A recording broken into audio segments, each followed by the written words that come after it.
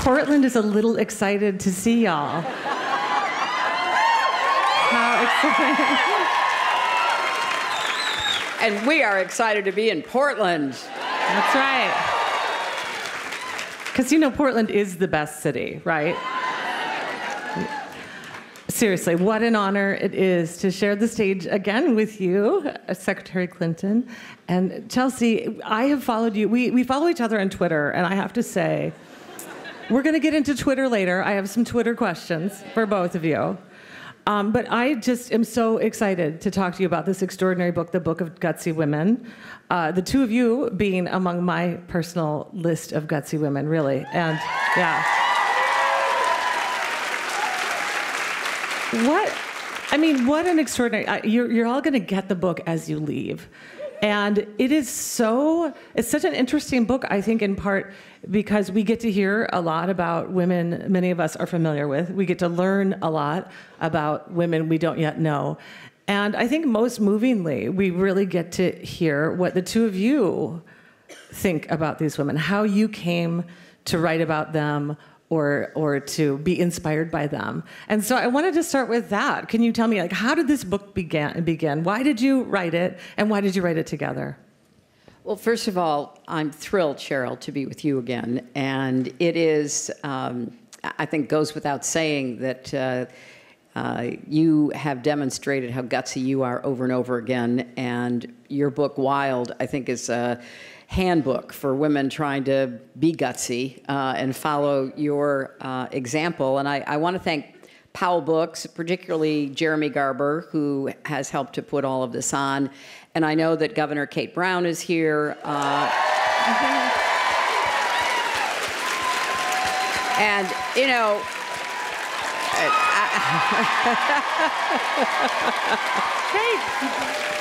I think it's fair to say she's more than earned the title Gutsy Woman, Gutsy Governor. So how did this start? It really started in many ways when Chelsea was a little girl, and we would talk about the opportunities for girls and women. And you know, my hope was that whatever she decided to do when she got older, became a teenager, an adult, it would be because she chose it, not because somebody preordained it or put up obstacles in the way of her own dreams. And in the course of our conversations, within the space of a generation, the differences that we experienced, because when I was a little girl, the only women I knew who worked outside the home were my teachers and public librarians, because I used to love going to the library. And so I learned about women to some extent, not a great deal, but to some, in school. But I also heard about women and their stories from television or the pages of Life magazine. And so I became really interested, with my mother's encouragement, in learning about women's stories as a way to broaden my own idea of what was possible in my life. But by the time Chelsea came around, it was a very different experience for her. And just to echo my mom, I don't think either of us had really kind of thought about how different my kind of understanding of the possible really was from being a little girl until we started talking about possibly collaborating together on this book. When I was growing up, I had my mom, clearly as a role model, which she still very much is. Most of my friends' moms worked outside the home. When I was in first grade, our mayor in Little Rock was a woman. My pediatrician was a woman. She then later went on to be the head of the Children's Hospital in Arkansas. My mother purposefully introduced me to kind of people that she admired, and kind of those then became my role models, some of whom we write about in the book: Shirley Chisholm, Geraldine Ferraro. I remember going to see Geraldine Ferraro when I was 4 years old when she came to campaign in Arkansas. It's one of my earliest memories. Also, admittedly, meeting Mikhail Baryshnikov around the same time because I loved ballet.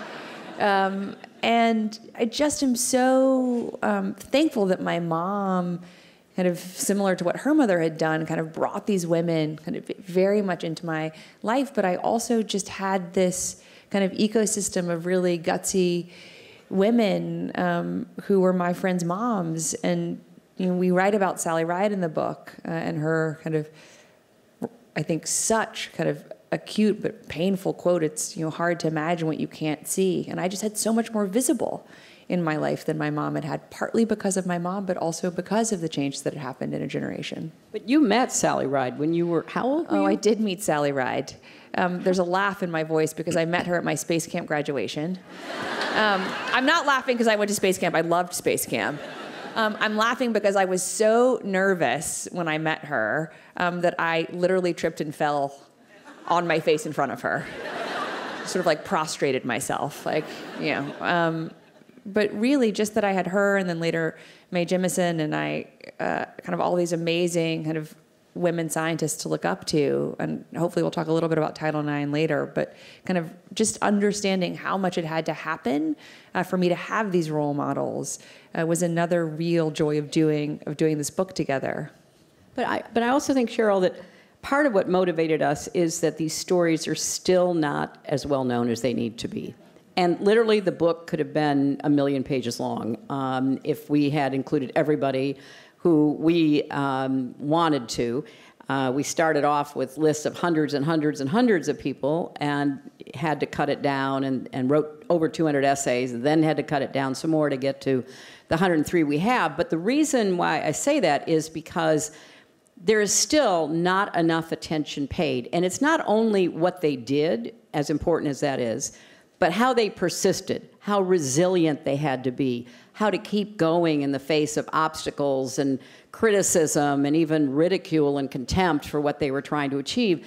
And we tried to include women who were not only gutsy for themselves, that in and of itself is a terrific accomplishment, but we're trying to break down barriers or take on really difficult challenges on behalf of others as well. So it was an incredible collaboration for both of us to try to, both select who we wanted to write about. And I learned a lot about some people that I'd never heard of, and I thought I knew quite a few of the women that we would include from Chelsea.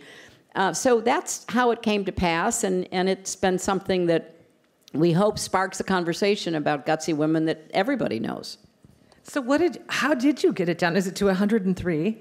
And then what did you do when one of you felt really strongly about a woman being in and the other was like, not so gutsy? Yeah, we did have a few of those conversations. The hardest conversations were with our publisher and editor. Because they are the dark force. They yes, are you know that, really. They always want you to take those beautiful, precious words out. Out. And not only that, they some of the women that I really wanted to include, they pushed back on and basically said, nobody's really interested. And then I pushed back and we'd go back and forth. But we were cutting, we had a deadline. We were cutting and pasting and, some women we had written individual essays about, we combined because that was one way we could keep the pages where the publisher wants them to be. It was hard. Now, with Chelsea, our problems were not over picking the women we wanted to include so much as how we actually worked together. And it wasn't difficult for me, but it was... It was, I'll be honest. Because you're always right. No, correct? Well, yeah, of course, that's true. But no, because of the way we worked. And I saw nothing wrong with my process. And I've, written a few other books, and I thought, okay, and she's written some wonderful books, so this shouldn't be hard. That was the hard part, Cheryl. I think it's fair to say. Well, I knew, Cheryl, that my mother still wrote longhand. I mean, I had seen these kind of yellow and white legal pads that she had used to write kind of what happened or her previous books, but I didn't quite understand the implications of that for our work together until we were really kind of in it.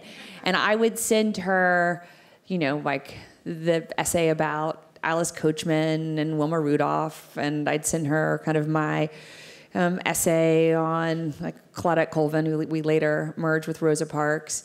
And every one would be individually labeled with kind of the date on it and the timestamp, so she knew kind of what version it was, and kind of there would be the individual attachments on the email I would send her. And I would get back kind of, photos of pages of like, page 1 of Harriet Tubman, like attachment photo, like page 2 of Harriet Tubman, attachment photo. Like they couldn't even be in the same email. It was like the whole thing. And then when we were editing, and we were editing on like one combined document, and I would like have the track changes, and I would flag for her where I wanted her kind of to comment or suggest kind of how we could, because yes, the Dark Force editors were telling us we had to take out, 32 words or something from this essay, and I would be like, I can only figure out how to take out 28. What other 4 words do you think we can lose? And then I would get back, she would have printed it out and like written her responses, or like, like the strike through of the words she thought could go, photo, like email 1, like photo, like email 2. And I just kept saying, like, I will come and teach you, like, how to use, even if you can't originate your writing, at least how to, like, use comment boxes and track changes, or we can have shared Google Docs. Like, I was agnostic to, like, what we use. And finally, she just said to me, which now she says frequently, this is her main defense. Your main defense is, you know who else writes longhand? Barack Obama. Everyone cheers. However, I do. Everyone cheers, which, like, I do have to add, he hasn't yet written a book with his daughters. Thank you. Yeah. True, and probably never will because of that. So speaking of writing longhand, when I was coming today to preparing for this, I was searching my house for some index cards upon which I would write some questions. And I couldn't find any, so I opened my bedside drawer and I pulled out this little notebook that somebody gave me. It says, Nasty Feminist. And there's a drawing, and I think it's a drawing of you. Is it? I think it is, yeah. That looks like Hillary Clinton to me. So I wrote the questions to Hillary Clinton in Hillary Clinton's notebook. I'll give you this if you want to write more longhand books afterwards. So the book is so diverse in every way, right? Different women who lived through different times. We've got, teenagers who are living now in the book. We've got people who lived in the 17th century. We've got women from all walks of life. What I'm curious about, and in all professions, right? I love the way that you organize the book. We have the storytellers, we have the healers, we have the elected officials. We have so many different categories, activists, of women. And I think, though, that there must be some threads, some character traits that run through all of these women. Can you talk to us about, how is it, what does it take to be gutsy? I think that's exactly right, Cheryl. Part of what we wanted to do was, number one, tell these stories, but equally importantly to us, draw some threads and make the case that these women were not perfect. These women had their own challenges, their own disappointments, their own setbacks, but they all shared not only a resilience, but a sense of purpose, even a mission in a lot of their cases. And they also were optimistic. Even Clara Barton, who started the American Red Cross, battled depression her entire life and was very open about it, back in the, middle 19th century.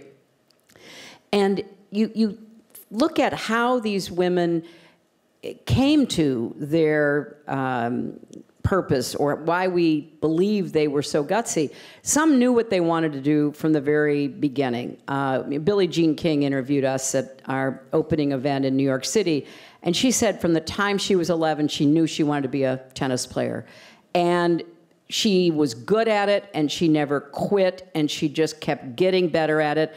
But then she also faced obstacles to her continuing success as a tennis champion because she came out and she lost her endorsements and she felt very lonely for quite some time, and she never got equal pay.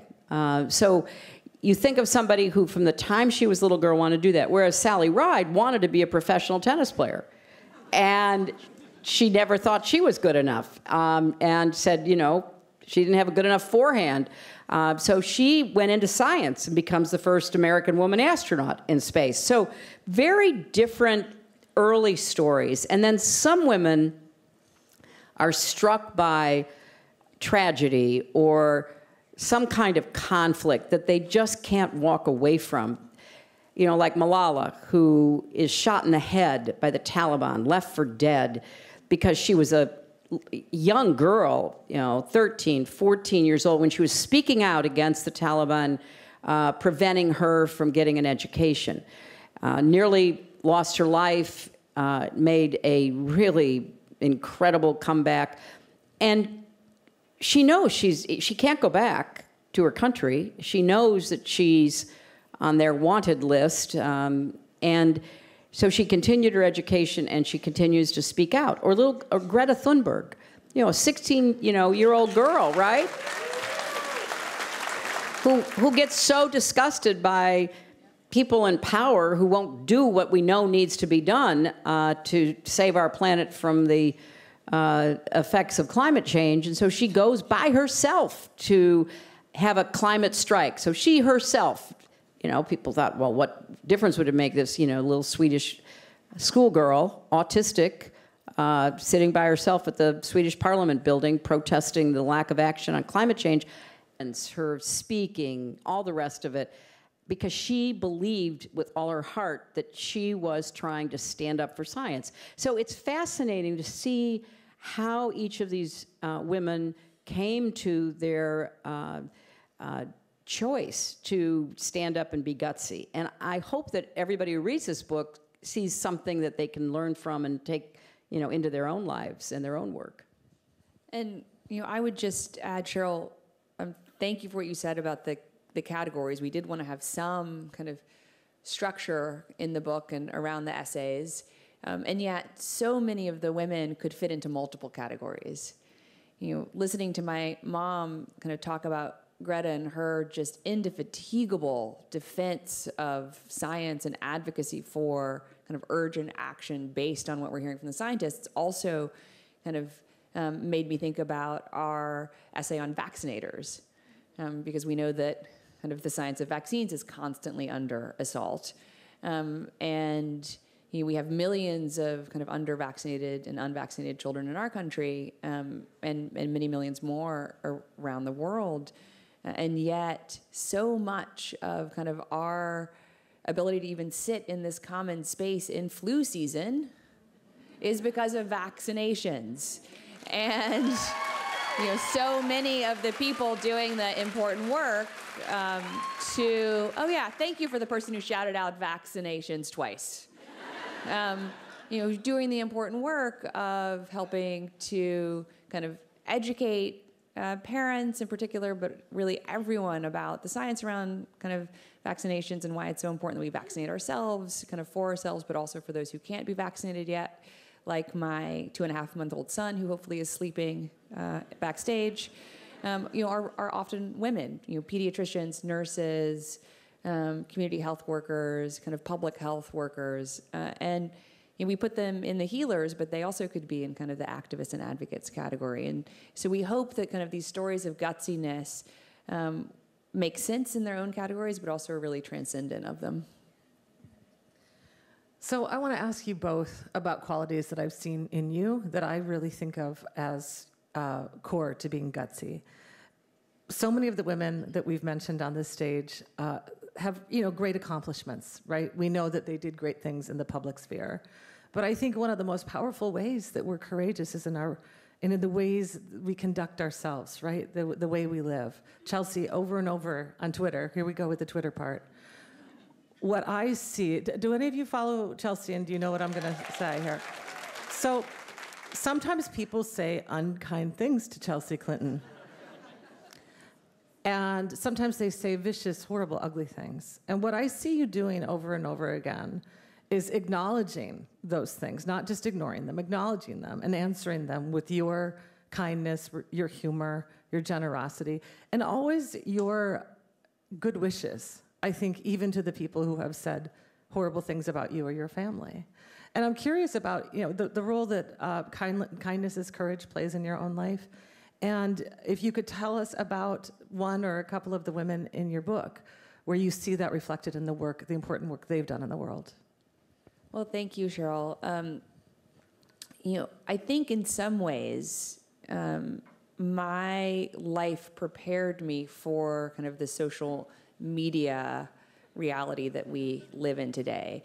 And by that, I mean everything that people say to me on Twitter, they've said to me in real life, often well predating Twitter. So when my dad ran for president, I was 11 and then 12. And, every kind of one from Rush Limbaugh to Saturday Night Live made fun of my appearance. I was this like awkward, 7th and then 8th grader. I had like really frizzy hair. I had braces. I kind of sometimes wore these big glasses. We all did, Chelsea. Yeah. Oh, no.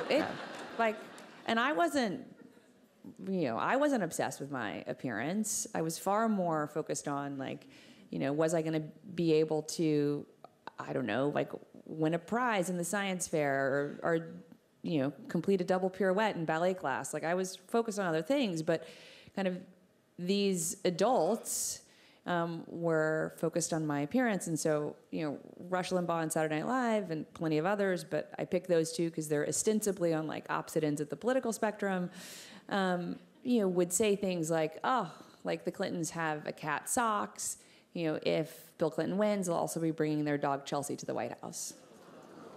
And in some ways, I'm really grateful that it was so vile because I could just think that's crazy. Why are they picking on a kid?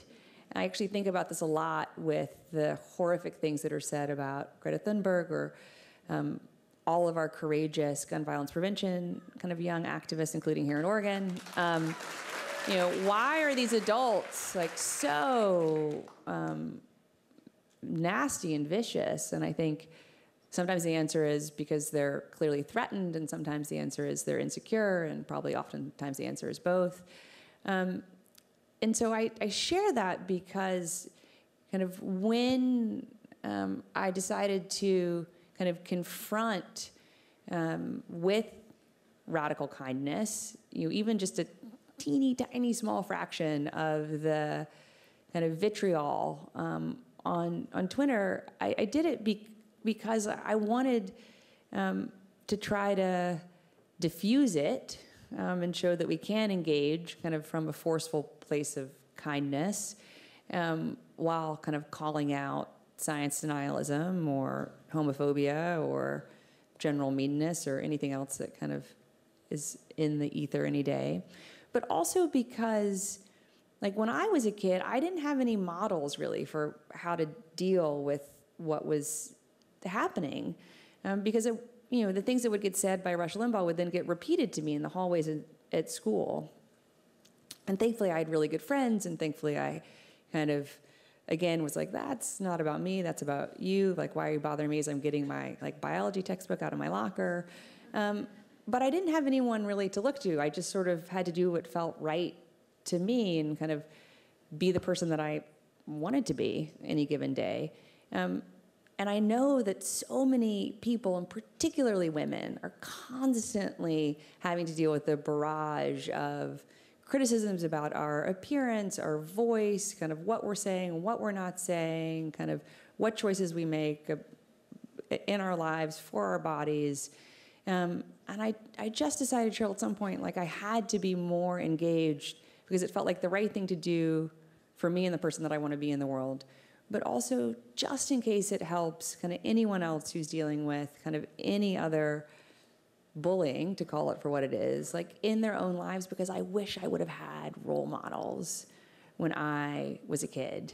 And so I just hope it can maybe be helpful to even just one person to show a different way to engage than feeling the need to stay silent or to kind of fight back with only anger.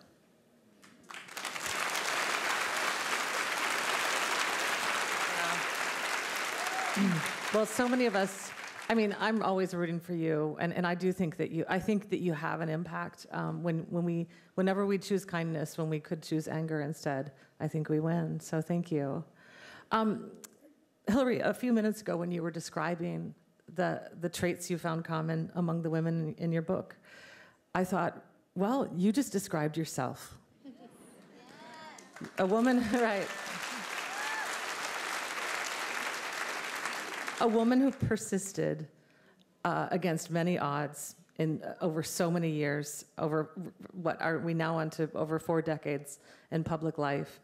And you've been up and down, and you've done so many things, and you've blazed so many trails. And I'm curious about if you could share with us some stories from your life about things that you feel you've been the gutsiest about, things that have taken the most courage for you to do.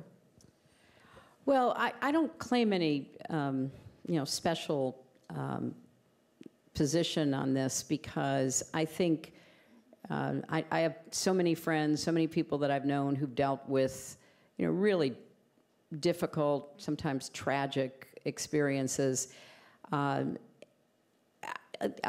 Just to focus on the last several years, when you put yourself out into the public arena under any circumstances, you're going to get criticized. Eleanor Roosevelt, who I really revere as a great American, had that famous saying from the 1920s that if you're a woman who enters the public arena, you need to grow skin as thick as the hide of a rhinoceros. So there's nothing new about that. And Mary Beard, who we also highlight, who's a classics professor at Cambridge University in England, reminds us that from the earliest recorded literature and history, there have been slights against women and all kinds of sexism and misogyny. So none of this is new, but it has been amplified in not only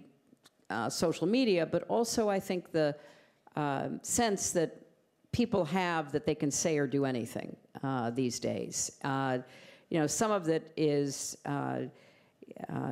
it's not just because of who the president is right now. There was a growing backlash against, advances made in women's lives and in the roles that women were assuming. So we just have seen a lot of the put-downs and the pushbacks. So I think anytime you are in a public position, that's going to happen. And if you decide to run for office, you will also encounter that. And you have to develop not only thick skin, but an understanding of what's worth listening to. Because I've always thought, you could take criticism seriously, but not personally. And by that I mean, nobody's perfect. And I've learned from my critics, if I believe that they are serious critics offering serious critiques, but I try to reject those who are just mean-spirited, who are trying to drag you down personally, undermine you, and that comes off, I'm sure, as being either indifferent or unwilling to give into it, but it's one of the ways you stay sane when you're in the public arena. You try not to let others get inside your head. Although, I do live rent-free in Trump's head, and have for a long time. So I guess, running for president was a gutsy decision in 2008 and then in 2016. In 2016, there were more American women in space than there were running for president. So there were 2, just like the 2 that are up there now doing the spacewalk. And I have to confess, I was surprised by the level of sexism. And a lot of it, people literally could have passed a lie detector test. Do you think what you just said was sexist? No, of course not, because it's so deeply embedded in the categorizations that we use when we think about women in public spaces. And so people are often not even aware of their implicit bias. That's true for race and ethnicity and lots of other things as well. So when I wrote my book about the election, What Happened, I had a whole chapter about women in politics. And I said at that time that it's, there are some people who say, well, that's an exception. I really love women in politics, and of course I'd vote for a woman for president, just not that woman. And then you just begin to see that so many of the attitudes that were expressed toward me are being expressed, toward women running for all kinds of offices. So there's a learning process here, and I hope that we're more willing to stand up against it, to speak out against it, to call people out about it. That's true in the media as well, because they have their own categories and their own implicit biases.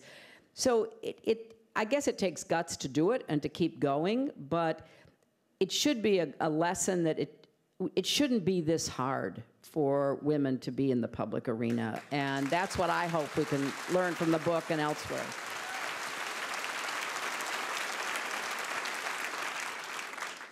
So are you optimistic that it's going to be less hard in the future? One of the things that all of these women share is they're all at core optimists. Yeah. So are you optimistic, both of you, about what's ahead for women in this country and in this world? I am optimistic, but I think it has to be optimism married to persistence and activism. That you cannot take any of the gains that have been made for granted. I mean, look at our world champion soccer team, and how, just for whatever combination of reasons in this country, our women are much better soccer players than our men. That's just a fact in terms of international competition, but they're still fighting for equal pay. They're still trying to be taken seriously, and they've brought home 3 World Cups. And it's hard to understand what the calculations are that, keep patting them on the head, but basically holding them back or holding them down. And it's not just in athletics, and it's obviously something we see in many walks of life. So yeah, we've come a long way. We've gotten a lot done. I'd be the first to say that, thanks to Title IX, if we're talking about athletics, and we write about the women who, conceived of and got past Title IX, and it changed so much, not just in athletics, but in academics. But there still are just too many assumptions about what women should look like, act like, talk like, as Chelsea was saying. So I'm optimistic, because you can't look at the progress that's been made and not be, but let's not kid ourselves. There are forces at work in our politics and in our culture that would like to turn that clock back. And you have to be aware, and you have to be, really diligent in order to protect the gains that have been made. I write about 2 women who became presidents of their countries, because I know them both and admire them both. One, Michelle Bachelet in Chile, who was arrested and tortured during the Pinochet era. She and her mother were then exiled. She came back. She got in, she was a pediatrician. She got involved in politics and eventually became president. And she never forgot where she came from. So she really focused on trying to open more doors for women, trying to support families and poor kids to get a better education. And Ellen Johnson Sirleaf, who again was, arrested and beaten and imprisoned and exiled during the Liberian Civil War, in her inaugural speeches talked about, how she was going to really do everything she could to give women more opportunities. And you need people in those positions to be speaking like that. It's not just, to wait for it to happen and then take your chance. You need to have conscious commitment to ensuring equal pay, to deal with the hidden barriers to women's professional and public success. So I think it's a reason to be optimistic, but to keep working as hard as we can. And, just to kind of add something to the conversation around Title IX, and then I want to share one story of why I'm optimistic. When Title IX was passed, there were about 700 girls playing high school soccer in the United States. Yeah, what? I know. Well, and because there are young people who might not know what Title IX is. So Title IX, so I'll save the punchline to talk about how many played high school soccer last year, because it's a lot more than 700. So Title IX effectively kind of mandated that educational institutions invest equal amounts in kind of educating and providing opportunities to girls and boys at a little level, and kind of young men and women at an older level. And as kind of was referenced earlier, while the conversation often is centered around athletics, because there are some pretty remarkable expansions of opportunities that came from Title IX. So then the punchline from 700 is last year there were 390,000 girls playing high school soccer in America.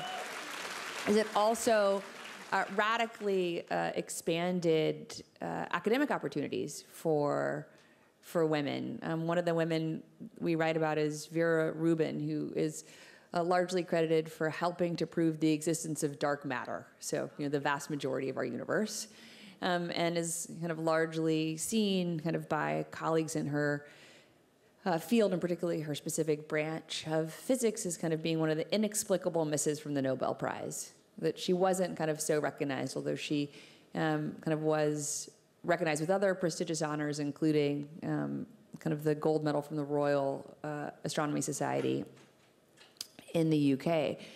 But when she applied, she really wanted to go to Princeton to do her kind of doctorate work. And she was rejected, even though none other than Albert Einstein argued for her, her inclusion. Sorry, Edison, not Einstein, Edison. Edison argued for her inclusion, and Princeton basically said, thank you, Thomas Edison, no. So it wasn't until 1975, actually, that you could get a PhD in physics as a woman at Princeton. So, I think these can be either discouraging milestones, or they can be kind of encouraging ones for what happened when people fought and fought and fought to create opportunities for more women and girls. And I just was thinking, listening to my mom, about someone that I just felt like had to be included in this book, and she is. And she's someone I admire so deeply, and her name is Frady Rice. And she was forced into marriage at 19. She was raped and abused by her husband. And she kind of ultimately liberated herself and her two daughters from this abusive situation, and she got a divorce. And she decided she would use her story to help initially kind of work with other women who had been forced into marriages. Which is a problem in the United States. Which is a huge problem. She lived in New Jersey. She lived in New Jersey. Yeah. And as she kind of got deeper into this work, she realized so many of the women she was working with had actually been forced into marriage as girls. And so when she first kind of embraced kind of her calling, and she calls it her calling, child marriage was still legal in every single state. It's still legal in 48, including where we're sitting right now. So there are only 2 states, including New Jersey, and then also Delaware. Okay, well, let's just back up there. Yeah.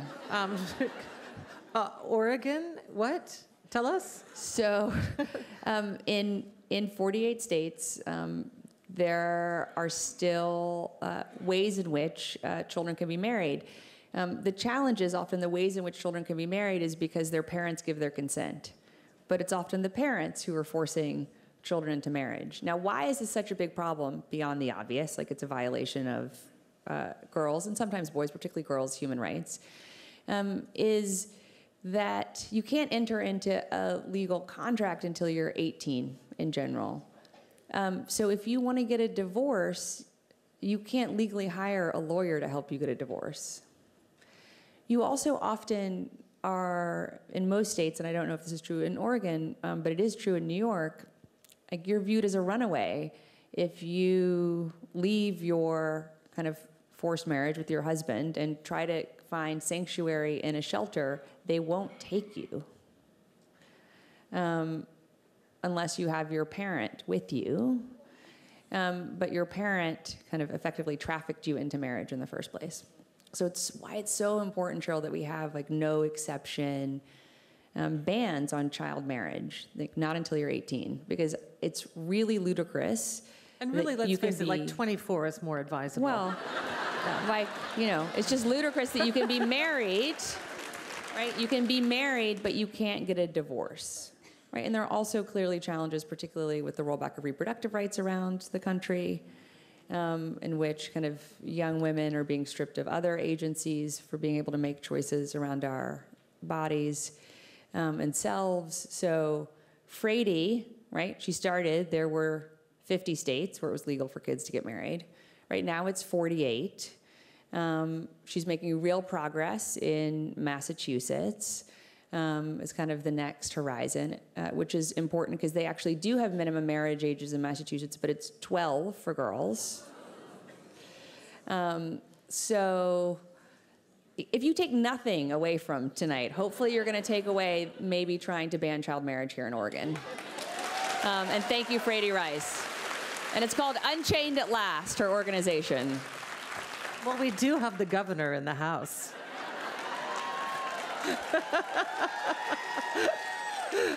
Okay, it's on you, Kate. Let's take care of that on Monday morning. Yeah. So yeah, I think it's pretty deep that we heard all of that in response to the optimism question.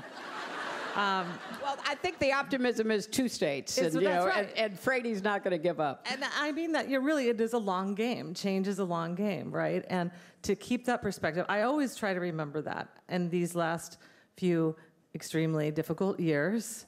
That this is just right now. There will be a later, hopefully, and it will be different, and it's our job to make it so. Well, look, we all hope in this gathering it'll be different, but it'll only be different if we vote yes, right? And I have talked with many, if not most, of the candidates running in the Democratic primary, and they're up against some really powerful forces, and it is going to be difficult, not just to get the nomination, but I tell them you can get the nomination and you can run a perfect campaign, but there are still these challenges that can only be overcome by a massive turnout so that there is no question about winning both the popular vote and the Electoral College. So I think... and here in Oregon, you guys have perfected the vote by mail, and I'm encouraged that some states are looking to your example. I think Colorado has just started vote by mail. It is a much more secure way of actually counting the votes because we have all of these problems with easily hackable voting machines and connected to the internet with inadequate security and all the rest of it. So, yeah, I believe that we will emerge from this period, but you just can't sit around hoping for it. You've got to make an absolute commitment to register people to vote and turn everybody out to vote that you can talk to and reach. So listen, yes to that. I want to bring the audience in here. So we have so many questions, and I thought I'd do. Now, will you make a little noise if you're under the age of 20? All right, so we have some young people in the house, and we're going to do a young people speed round. Okay. What advice would you give to someone who wants to be a politician when they grow up? This is from Ellie, age 10. Oh, Elliot, that's great. Ellie. Ellie. Ellie? Ellie. Where's Ellie? Hey, Ellie, back there. Well, you know, Ellie, you're 10. I think that, number one, I hope that you're going to learn as much as you can learn in school, because the more you can know about what's happening in the world and what should be done about problems that we face, the better you'll be if you do decide to be in politics. I also hope you'll get to know people who are different from you so that you can have a broader understanding of the diversity here in Oregon and across our country, because actually that makes us really strong. It's not a deficit, it's a big advantage, and it would serve us really well in the future. And even at 10, there are things you can do. And Chelsea wrote a book about, you know, how you can change the world starting now, regardless of your age, to work on behalf of, you know, all kinds of things that you might be interested in, you know, helping the environment, you know, working with other kids to raise money for some good cause. There's lots that you can do. And then when you get older, you know, work on campaigns and get to know people and figure out, you know, whether you like it or not. And if you do, then get prepared and go for it. Wow.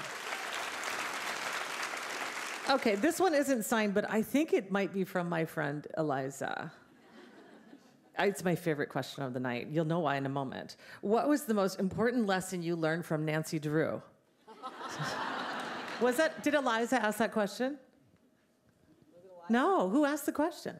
The Nancy Drew question. We love Nancy up there. Drew. That's a good one. What's the most important? Is that it's not a child.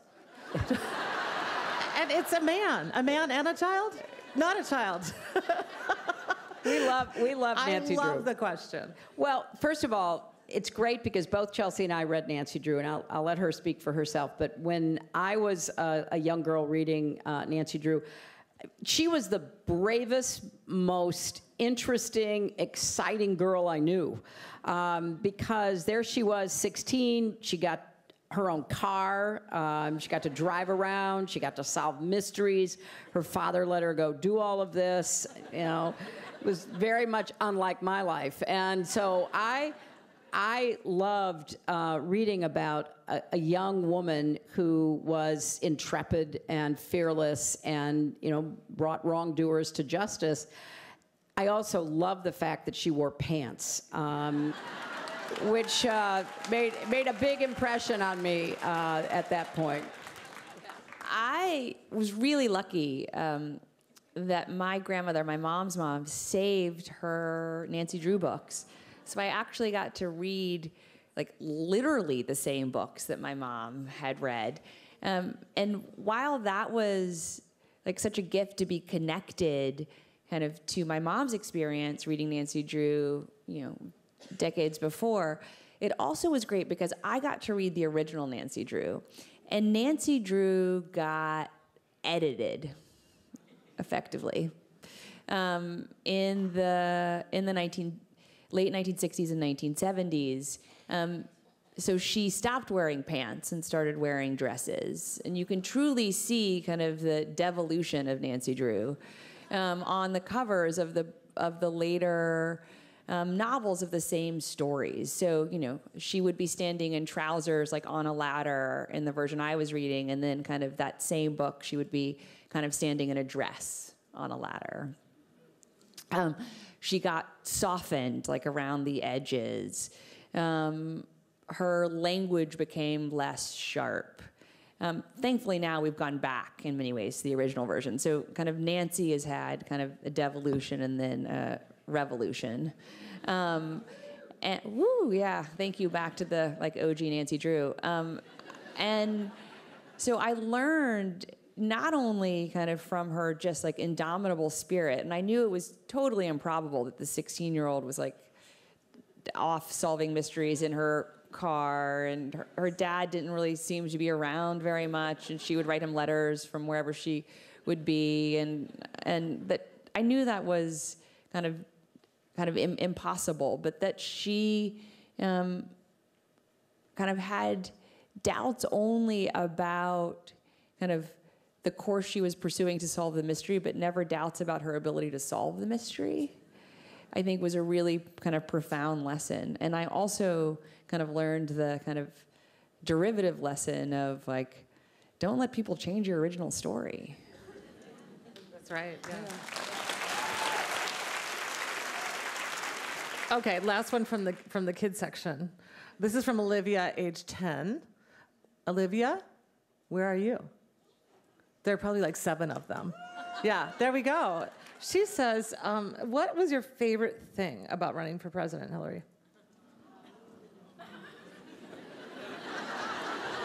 You know, really, my favorite thing was traveling around the country and meeting so many different people and listening to them and thinking through what could be done to help them. I mean, that was my favorite thing. And it was largely because, I'll give you just a quick example. So the first day of my campaign, I was in Iowa, as you know, as you are, on the first day of a campaign. And I'd been, fully briefed. I'd obviously thought about all the issues that were on people's minds, like income inequality and inadequate access and affordability of health care, all the things that are truly at the heart of a presidential campaign. At my very first meeting, I asked questions about these things. And then I said, is there something else that I should be looking at? And this young man said, yeah, we have a terrible problem with opioid abuse. And I said, really? Yeah. And then they began telling me stories about people they knew and the horrible costs of this opioid epidemic that had been fomented by drug companies and prescriptions. 2 days later, I'm in New Hampshire, and I'm in a factory, a small family-owned factory in New Hampshire, and I'm talking with people again, and we're talking about how we can be more competitive in the right ways with, China and other, low-cost producing places, and, those kinds of issues. So then again, I say, well, is there anything else you want to tell me that I should be thinking about? This woman, probably in her late 60s, said, yeah, opioid abuse. And I said, well, why? What has it affected you? She goes, yeah, I retired when I was 65, and then my daughter got hooked on drugs, and I'm now raising my grandchild, and I had to come back to work. And she said, I'm, 68 years old, and I'm back to work. So it was that kind of experience where somebody would share a really personal story or make an observation based on, what they did for a living or what had happened to people they knew. And it made the process seem real because it can seem so artificial. You show up someplace, you go up on a stage, you make a speech, you wave your arms, you shake hands with as many people as you can shake hands, and you go to the next place, you get up, you make a speech. Same thing over and over and over again. So it's not an interactive experience. And of course, it can't be completely because you're, running in this huge country. But the more that you can stay in touch with what people are actually feeling and experiencing and not, sort of revert into, slogans and, the same stump speech over and over again, the more real it seemed to me. So it was a balancing act because you had to cover a lot of ground, you had to make a lot of speeches, you had to meet a lot of people, but I didn't want to lose the opportunity that I had to have this conversation. Now, that was not exciting to a lot of people. It was really exciting to me because I felt like, okay, what am I going to do about this? How can I deal with it? And I just wish we could do more of that in our politics. I wish we could actually do more listening to each other and not just talking at and talking past each other.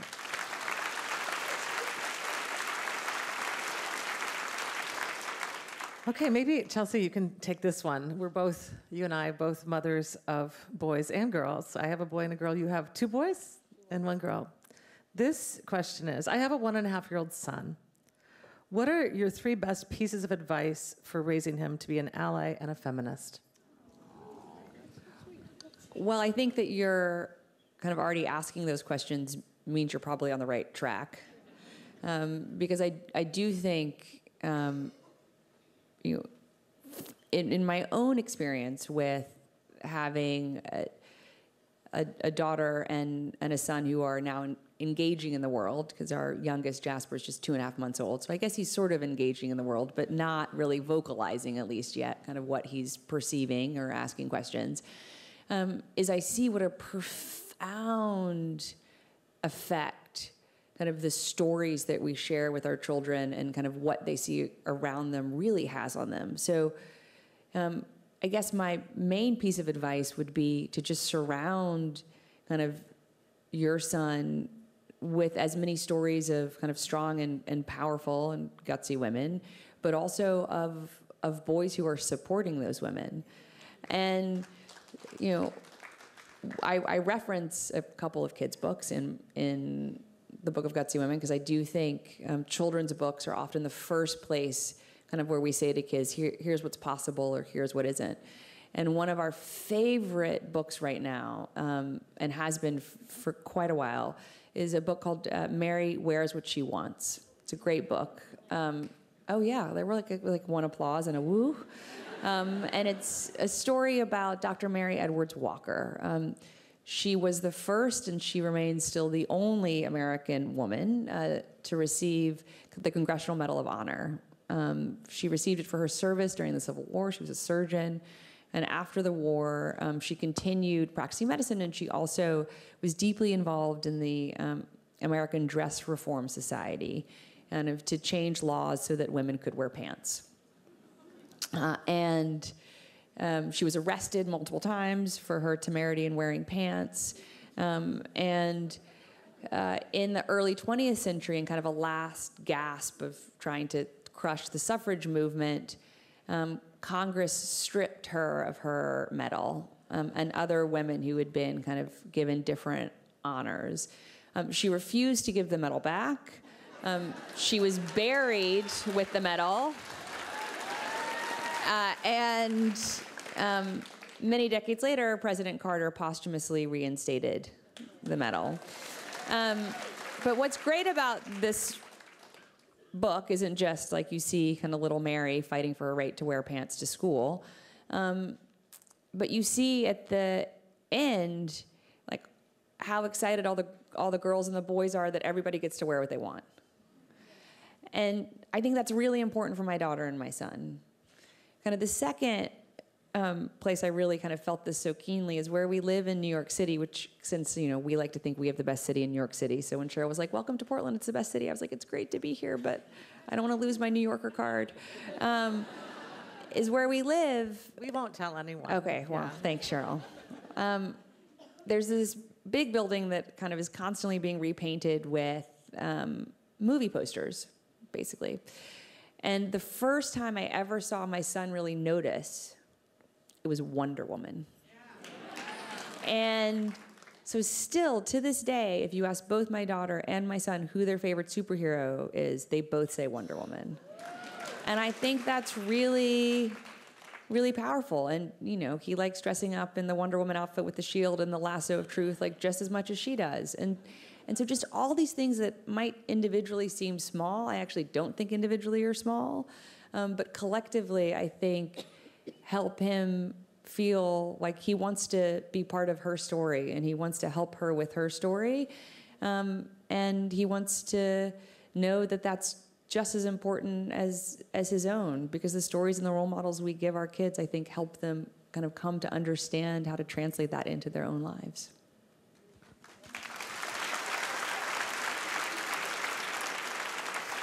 So, Hillary, you probably noticed there were some shocking hijinks during the last election.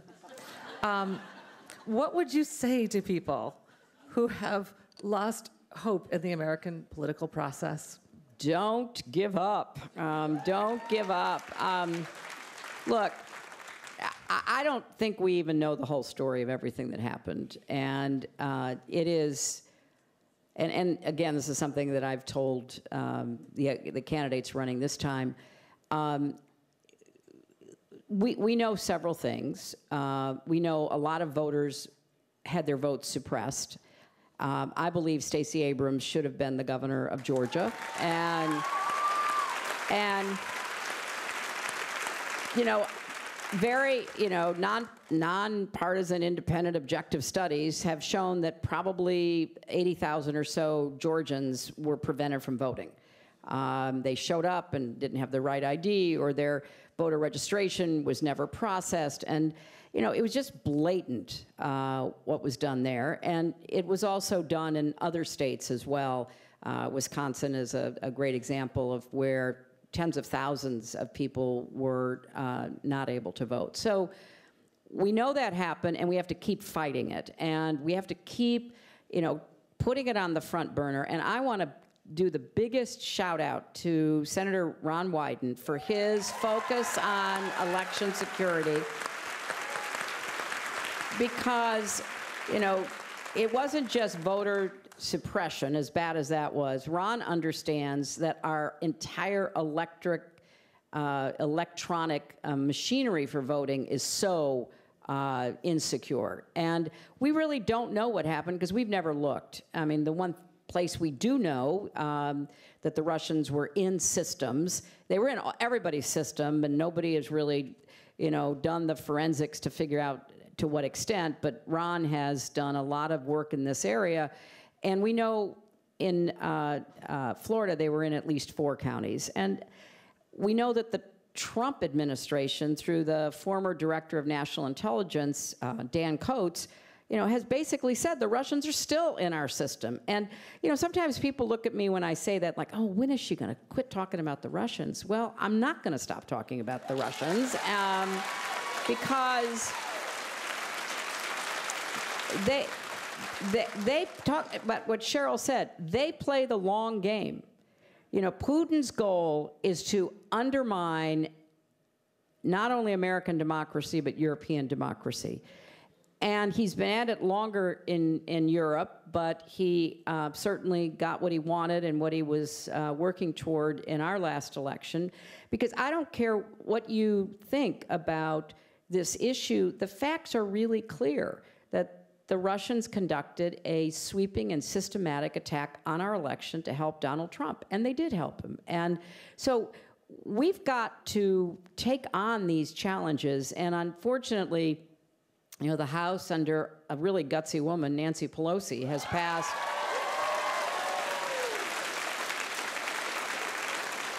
passed really important election reform legislation, which has gone to the Senate to die, and Ron is working really hard with other senators to try to get something done, but it's not at the level it needs to be.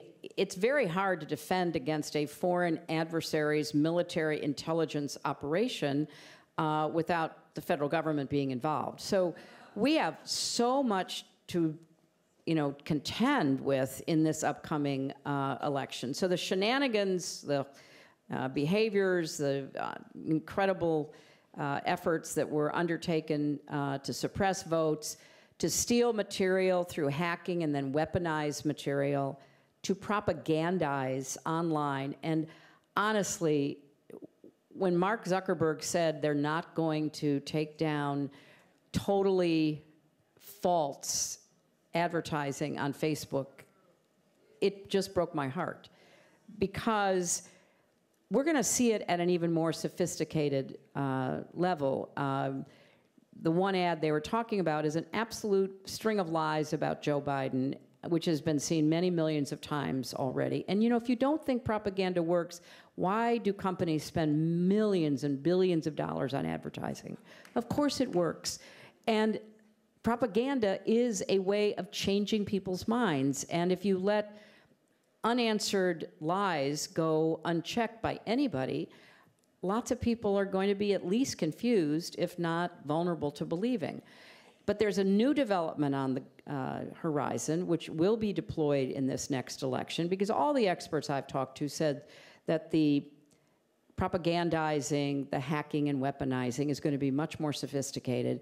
So remember a few months ago, some group put together a mashup of Nancy Pelosi. They took, a sentence from this speech and a, sentence from that interview, and they put it all together to make her both look, very unstable, and to have her saying things she did not say. The technology for being able to do that is just getting better and better. So it's one thing when they outright lie about you and nobody says, wait a minute, you can't do that.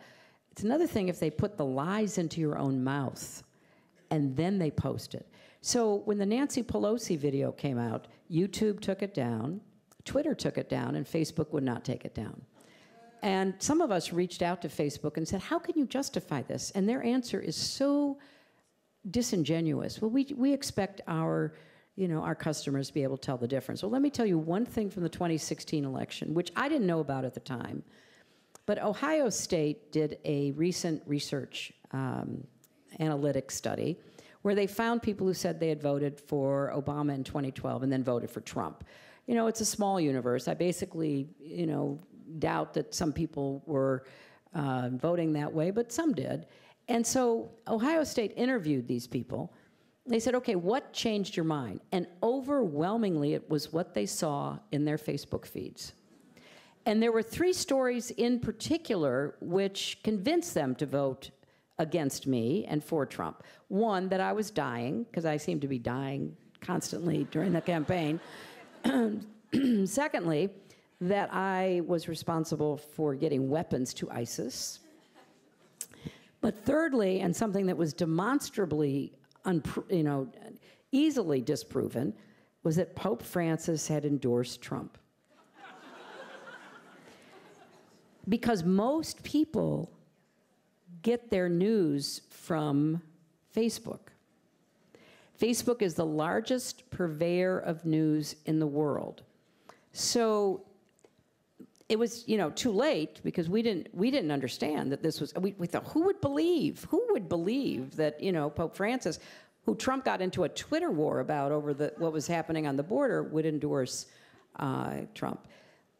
But then academics and computer experts, technology folks pulled this stuff out. It was really professionally done. So there would be a news studio, and usually a man.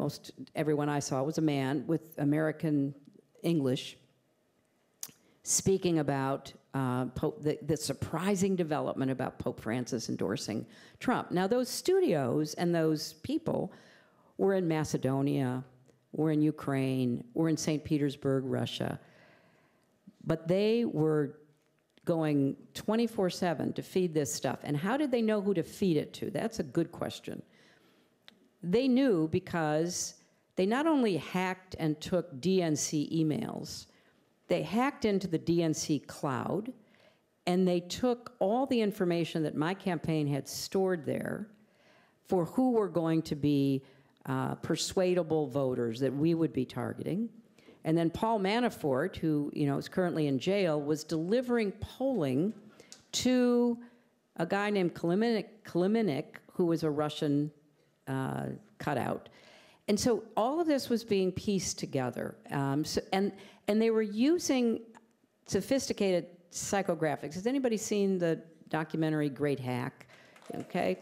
Well, they were using information that had been developed through funding by Robert Mercer, a very right-wing ideologue who clearly supported Trump and other of their allies. And so they were looking for people who were vulnerable to believing, people who were paranoid and would believe conspiracy theories, and so the like.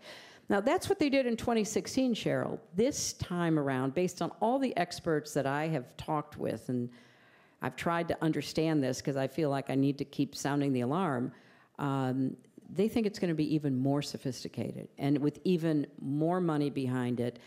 So the American voter is going to have to fight his and her way through all of the false information to try to find out what actually is true. And it's going to be really difficult. And the press has got to play a bigger role in pointing out what is true and what isn't true. And so does Facebook, and so does Twitter, and so do the other platforms. So I think the question was about optimism. And it was. I was, yeah. And you could listen to that and think like, oh my gosh. And I would just say a few things. One, I think we have to choose to be optimistic. because the more cynical we are, I think the more vulnerable we are to everything my mother outlined. But two, we actually do have good data that this is an area where kind of older people do listen to younger people. Because so many of the people who were kind of persuaded were kind of parents, grandparents. And there is this sense that kids and grandkids do understand what's happening online more. And so kind of the two areas where we've seen repeatedly young people being able to have a positive impact on kind of the older people in their lives, particularly in their families, but not only in their families, actually is around climate change. Kind of that young people really are starting to change the minds of their parents and their grandparents about kind of the urgency of our climate crisis and what needs to be done. But also on kind of this broad category of kind of information and digital literacy. Because there is this sense like, oh, like digital natives do understand more than kind of older generations do. Kind of for people who kind of really remember getting their first email or their first computer or their first mobile device. And so particularly for the young people here, I think there's a kind of special responsibility, but also opportunity to try to help inoculate the people in your lives kind of from believing that Pope Francis might re-endorse Donald Trump, for example. Well, and then another thing that young people can do is to try to put controls on the television sets so that the older people in your family cannot access Fox News.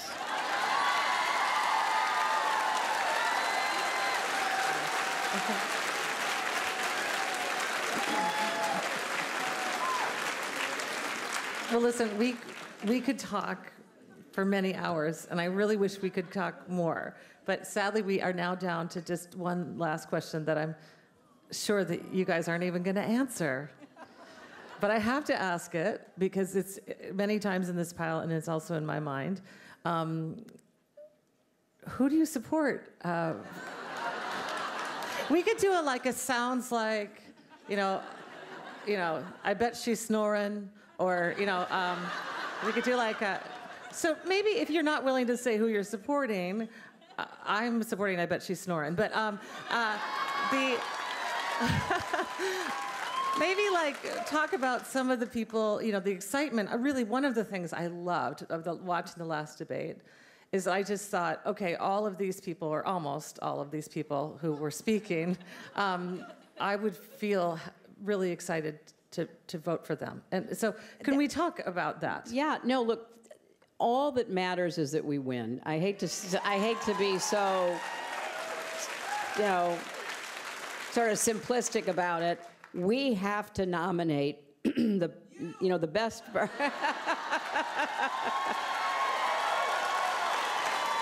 Oh my! Well, thank you. I just feel so strongly that, look, I just want to say a little bit more about this, because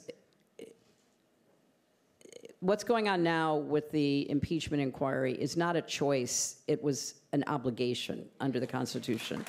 And so trying to run a campaign where this constitutional crisis is taking place, and you have to be not only aware of it, but address it, while still trying to put forth your platform, your agenda about what you're going to do if you are elected president, it's a challenge. It's a big challenge, because we are so quick to reduce everything to whatever is, the crisis of the day.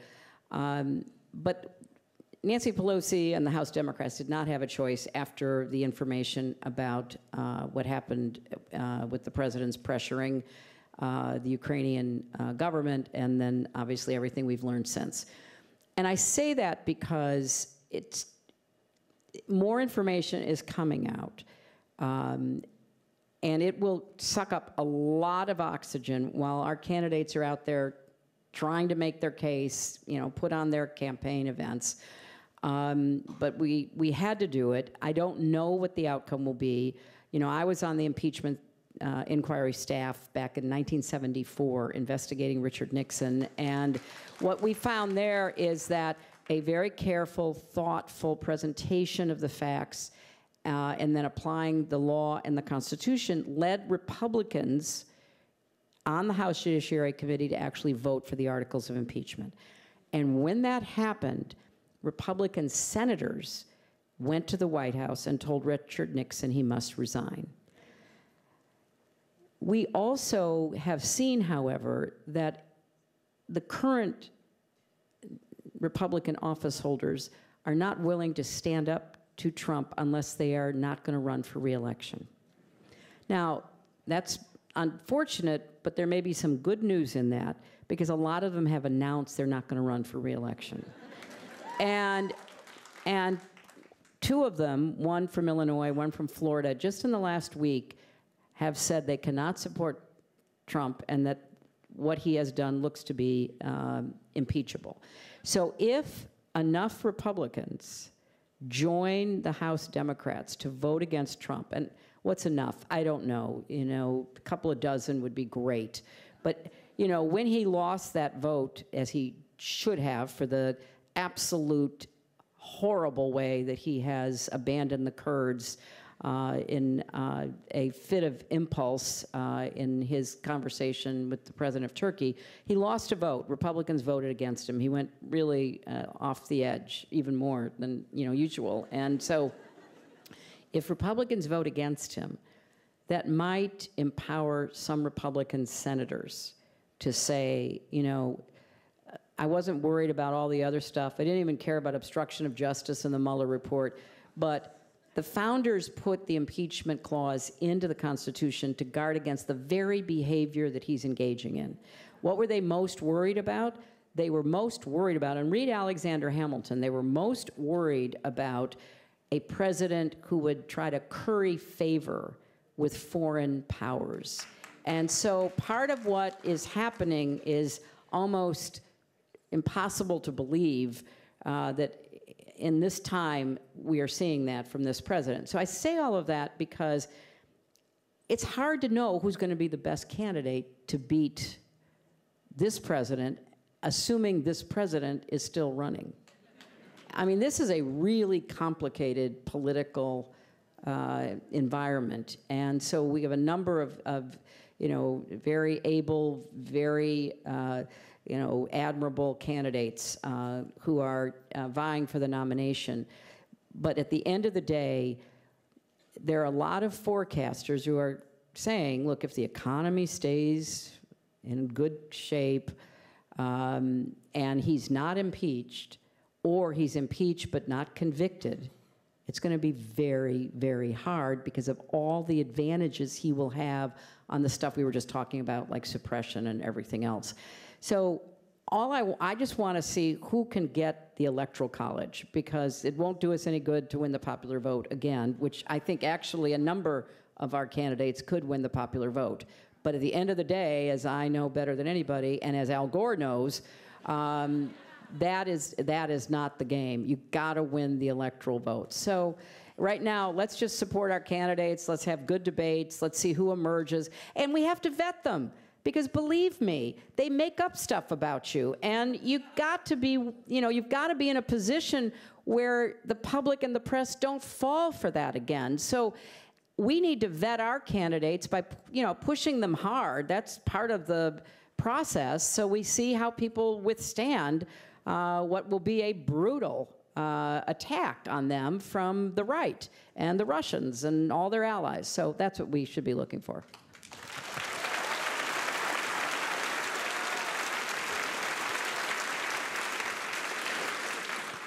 And then we get rid of the Electoral College.